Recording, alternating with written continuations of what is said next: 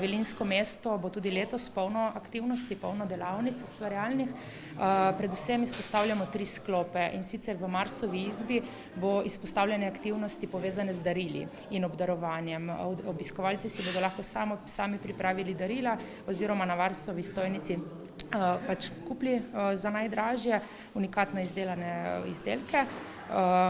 Sicer pa bodo delavnice namenjene tako adventnemu koledarju kot voščilnicam, lovilcem sanj in pač podobnih okraskov, ki jih lahko pač sami pripravijo.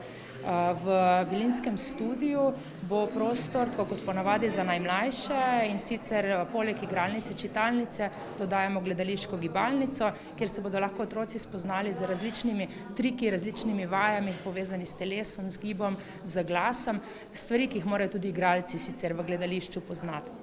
Aktivnosti vodi Bibi Bobnar, tako da bo v bistvu doživetje zelo pestro. Ponujamo tudi Velenjsko preddvorano, kjer že poteka razstava v sklopu projekta Vizualni laboratorij. Predstavlja se 5 umetnic. Letos gostimo Anko Kočevar, ilustratorko, slikarko, Joano Zajec-Slapničar, Katjo Oblak, kiparko, Anjo Jerčič Jakob in Alenko Spacal. Z njimi se bo moč tudi družiti, ob določenih terminih se pač predstavljajo skozi delavnice, se pravi, pripravljamo eno tako bolj domačno vzdušje, kjer ustvarjalci skupaj z otroci ustvarjajo in jih preko tega tudi bolj spoznavajo. Potem pa imamo še posebne dogodke, in sicer ob petkih od 16. do 17.